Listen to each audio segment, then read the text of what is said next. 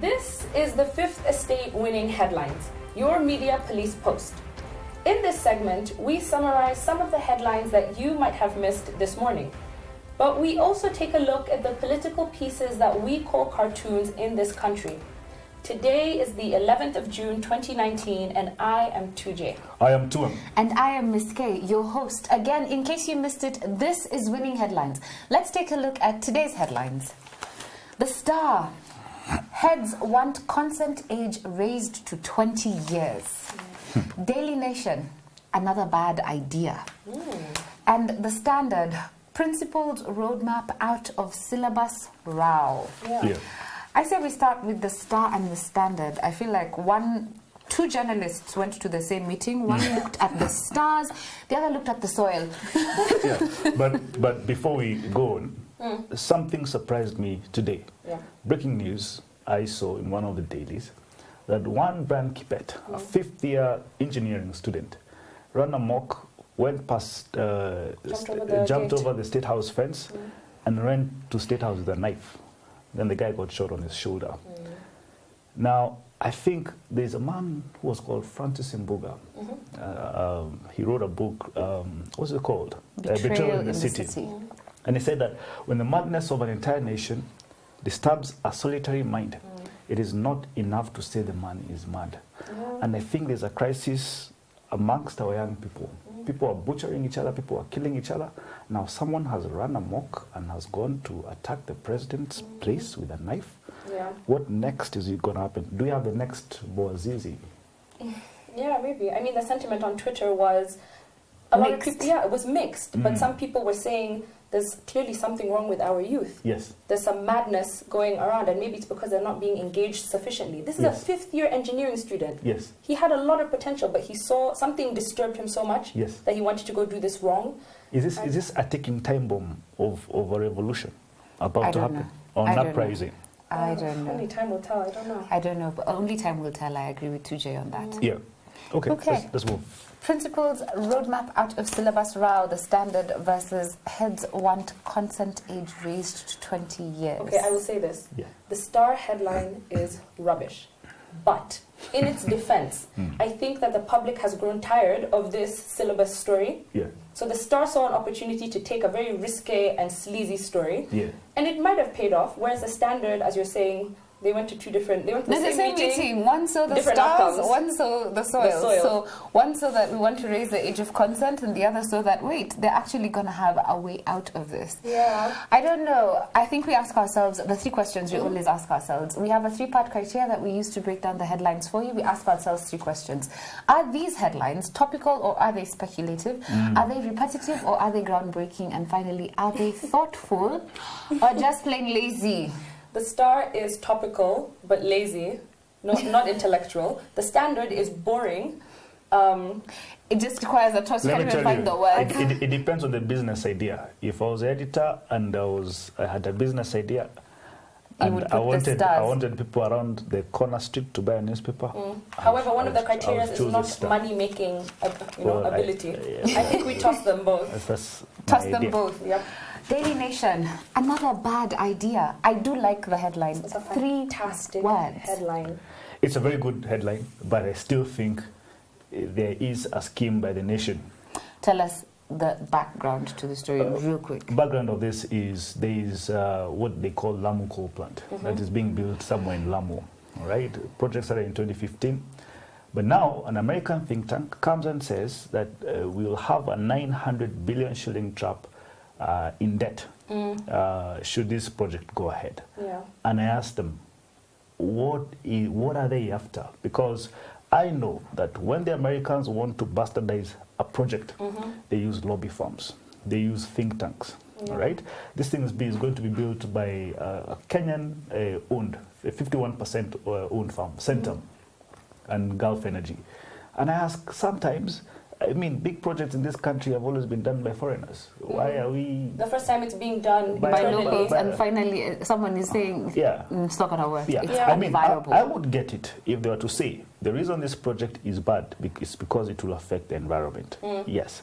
But how do you know that in the next couple of years, we will be paying this much. And yet, in the prospectus of the project, they say you'll be paying 75 cents. What's very interesting about this story, it reminded me of the book we did a couple of weeks ago, Confessions of an Economic Headman. Yes. Same thought. And we're in the same headspace. And this is the inverse situation. So previously I don't get a high five. I gave you guys the idea and now you are high-fiving. No, we're high-fiving the fact that we both had a moment in which our brains had simultaneous light bulbs, and because about that hitman. In that book, they talk about the inverse, where the West would push these bad deals, these traps, onto unsuspecting developing countries. Yes. But now we're having the opposite, where they've seemingly turned over a new leaf, and they're like, no, don't go for the trap. It's bad. It's not good for you. It's not good for you. So, and they're using their own logic, because remember that one of the arguments that they had in the book was to always speculate.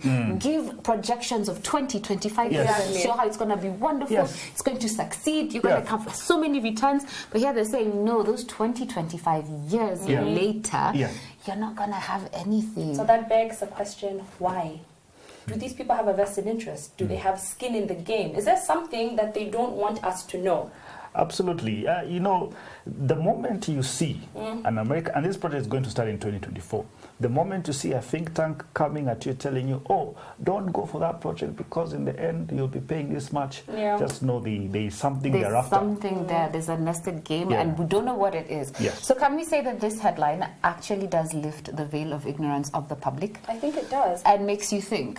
And I think Prof had wanted us to suggest that maybe this is the headline of the year so far. The year? I don't know. I don't think we've ever suggested that. You know, no, we've had cartoons of the year. But which also belongs to the Daily Nation, right? Does it? No, the Standard. Oh, the Standard, that's very true. Gado. Yes. But I think it's a fantastic headline. It's straight to the point, so effective with just 3 words. Another bad idea. Yeah. Winning headline. Winning headline, most definitely. I don't know about headline of the year because I still feel like it goes with a negative, pessimistic tangent that our media does. But definitely, this is our winning headline. On to our next segment, the political pieces that we call cartoons in this country. Just like the headlines, we have a 3-part criteria that we use to break them down for you. We ask ourselves 3 questions. Is the cartoon humorous or is it dry? Is the cartoon satirical or is it pessimistic? And finally, is the cartoon effective or just plain lazy? Yes. Since the Daily Nation had our winning headline, we are beginning with Victor Ndula. Yes. I like this caricature of President Uhuru Kenyatta doing a handshake with China's President Xi Jinping. And next to them, they are actually holding a portrait, all right? But in the background is a Chinese man who kind of looks like Kim Jong-un in Gikomba. And the Gikomba sign has a Chinese flag on it, all right? And he's selling stuff at 50 shillings. Yeah. But then Uhuru is saying, focus on the picture, on the bigger picture, please. I think this is a shout out to yesterday's winning headline, which was from the Business Daily. Yes, yes. I don't know. Yeah, I don't like this cartoon. I think there's a lot of mixed messaging. I don't know if it's me just reading too far into it. Because what I'm seeing is that if this is a picture frame, if you were looking through it, would you not still be able to see the guy in Gikomba, depending on your perspective? Like if we were to swap our perspective, then we should be able to see that guy looking straight into the picture over the handshake. No, not my view. No? No. What's your view? My view is very simple. I think we have been conditioned, and largely by government, to say that because we have gotten so many benefits from China, we should also accept the spillover of Chinese people selling stuff in Gikomba. And my view is Ndula's as well. I disagree with that. I think we should protect our small traders so that they can be able to do their biashara without having people like this interfering in their businesses. And okay, 2 things. One, I think that the spillover of Chinese human beings into everywhere in the world was going to happen, regardless of whether or not we had a handshake. Because by and large, Indians and Chinese are a third of world population. If they were to all jump, I think we would have like a proper tectonic shift. So that they would spread out across the world, regardless of what China itself is doing to limit its own population, that was going to happen. However, linking this to, I don't know. Because one thing, and I told you this yesterday, it's either we become protectionist and we shut down Gikomba, stop those cottage industries, and build our textile industry, or we come up with mechanisms to protect small traders, which you are going to protect anyway, regardless of this handshake. Let me tell you. All right, let's look at the next cartoon. Just wait. Let me tell you, in Gikomba, they don't sell Chinese stuff as much. They sell a lot of stuff, second-hand stuff from Europe and the West. If you're going to ban Chinese stuff, that would be the best thing. All right. Okay. On to the next one. The next cartoon, because I think we're divided on that one. Yeah. All right, I'm going to be the first to say this. Ozone, this is fantastic. Great cartoon. Whoa. Caricature of William Ruto. He has been trapped. And he's still crying. And he's crying, but he's reaching out for a seat that has a bigger trap. And then on his left hand, he has money. Yeah. And the trap right below it is labeled tithe. Yeah. Yeah. And the caption is trappings of power. I'm in charge when the boss is away. This is so... We haven't even seen the There's another trap. That is... he's currently in? He's currently in, is labeled handshake. I love it. This is the one. This is the one moment where I'm going to allow him to get away with excessive writing. Yeah. Because it's layered. Because it's layered and it works very well. It's very good. It's fantastic. I think I like it. You know why? Here we have tithe. We are referencing Parliament and wanting to cap how much money you can give in church. Yeah. We're referencing the handshake and the effect it has on him, on William Ruto, and on the executive. And where he's going. We're referencing 2022. I love it. It's layered. It's awesome. Okay, on that note, I feel that we can instantly throw away the Daily Nation. Oh yeah, toss it. Okay. Toss it. Wow, clap for yourself. I know, I'm a changed person. I know. Okay, well then park that. Let's see what it has against Gado of... Okay, well... The standard. Yeah. Well, I think... Gado swings like a pendulum. Yes. It's either he goes really, really, really, really high or sinks really, really, really, really low. What do you see to him? Yes. Caricature of governors flying themselves in a chopper, but tied to the chopper is a wrecking ball. Right, and the wrecking ball is coming after people who look like senators because it's labeled accountability. The only people who can hold governors to account are senators. And the wrecking ball is labeled corruption. Is labeled corruption. Yeah, I think there's too many layers here to understand. It became a bit difficult. I interpreted it as accountability has nothing on corruption or governors. Yeah, because they don't stand a chance. Push them all out. But also at the same time, it looks like the governors are being weighed down by corruption. And in fact, they're doomed to fail because the weight of a wrecking ball should be able to bring down that chopper. Exactly. I think that if we look at it up against Ozone, the layers, today it's layers, and those layers I think are more effective. Yes, so toss this. So who's the winner, June?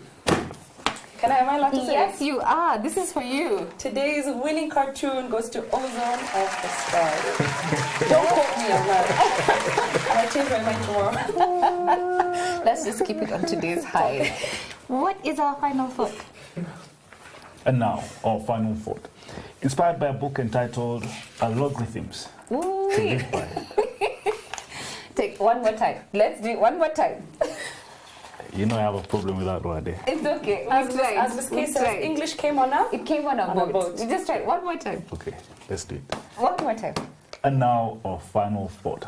It is inspired by a book entitled Logarithms. All right, let me start and then I'll let you. Today, help. Algorithms to live by. That one, To Live By. Yes. By Brian Christian and Tom Griffiths. Yes. And I read this book in spite of my ability to mention... Inability to mention that word. It's okay. Right? I'm still struggling with parallelogram. But my biggest takeaway from it is concept of randomness. And Prof has this thing, he likes to say that the absence of, the best calculation is the absence of calculation. And he has this thing about randomness and says, sometimes it's very good to be random. And it's because that the more you find yourself trying to solve a problem using normal means, using patterns, then you find it very exhaustive. Right? But there's one quote he said, and I also really liked, and it's about our experiences as human beings. And he says, our judgments betray our expectations, and our expectations betray our experience. What we project about the future reveals a lot about the world we live in and about our past. I really like that quote. Yeah. So I think I'll start with my conclusion and then make my way back. The conclusion I got from the book is similar to what you're saying. Yes. I got that outcomes are very easy to focus on and to be fixated on. Yes. However, the important things that we should focus on, where we should put our attention, our primary thrust, Yes. should be on processes, because those are the things that we have control over. Okay. And You know also, how- if you have the right process, then I guess you should have the right outcome. Yeah, it's like how Yes. they say focus on the journey, not Yes. the Destination. destination. Right. So this book is an exploration of how insights from computer algorithms can be applied to problems in everyday life to Yeah. help solve some common decision-making problems. Yeah. So the focus is on the functioning of the working mind. Yeah. To explore themes of order versus spontaneity, how you can have a balance in life, and how technology influences the way that we think. Yeah. So an algorithm, simply defined, is a series of steps that can be followed to solve a specific problem. Right. So you might not know this, but a recipe Yeah. is an algorithm. That's very true. Yeah. The problem that you seek to solve is how to make cake. Yes. So you follow a recipe that gives you detailed Steps steps that you in order follow. to solve that very specific problem. Yeah. So the book describes how we use algorithms all the time Yeah. to complete incomplete information or Okay. focus on facts at hand in order to make better decisions without being paralyzed by indecision. So there's two interesting concepts I want to introduce. It's Yeah. called the black box and the white box. Okay. Correct.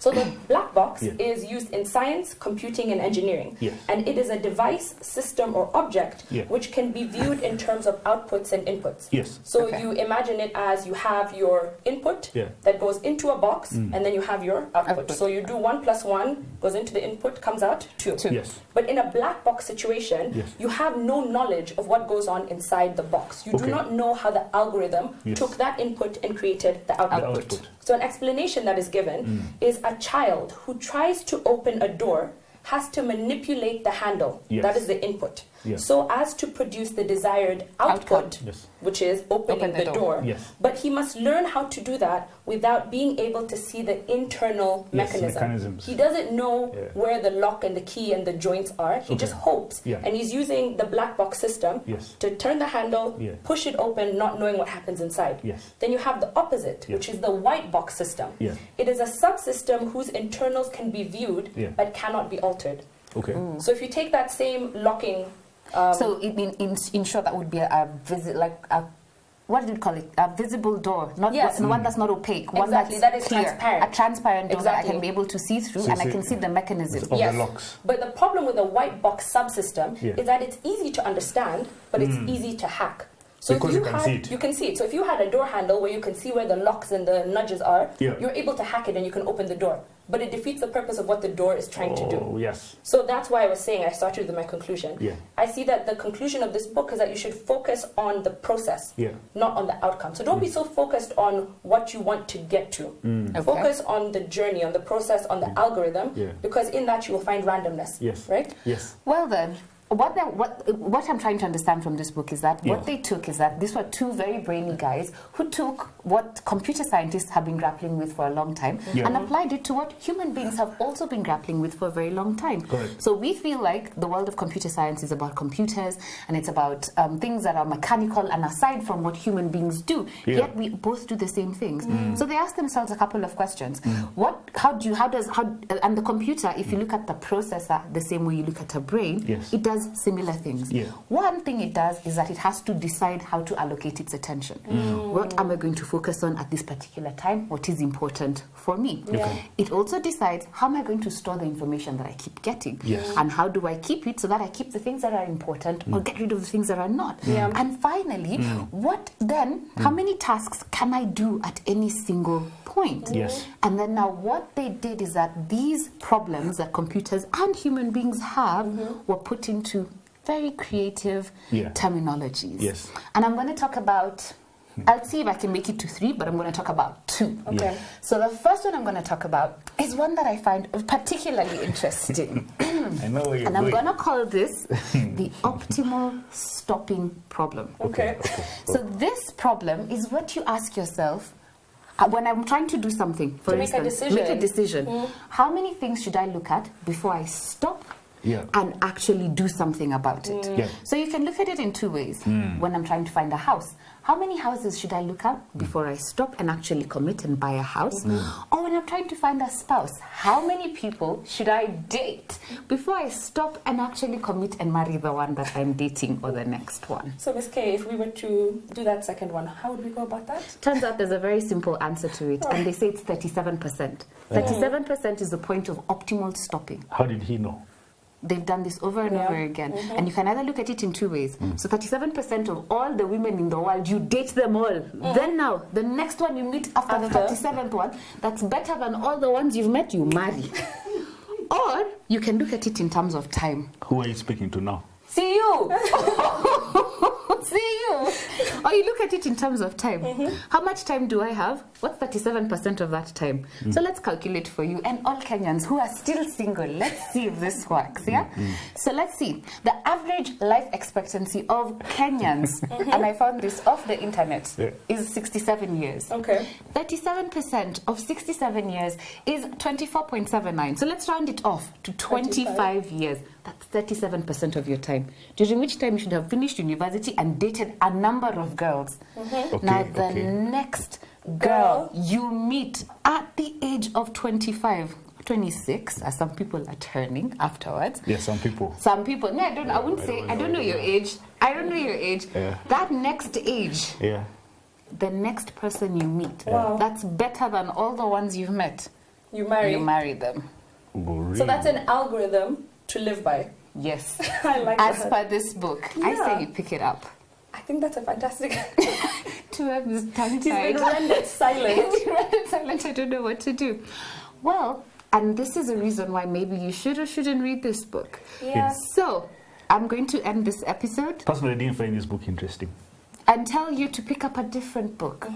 Homo Deus. Yes. A Brief History of Tomorrow. I think that this one gives a better idea of where algorithms could take us. This is Winning Headlines. Today we had, and I cannot even believe it, a winning cartoon from Ozone of the Star. And it was validated by 2J, and a winning headline from the Daily Nation. And an algorithm for dating. For dating. Use it. Give us feedback. Did it work? I don't know. You didn't realize I said it right. You did. Congrats. I'm so proud of 2M for finally making it into this algorithmic world. Have a great day. See you tomorrow.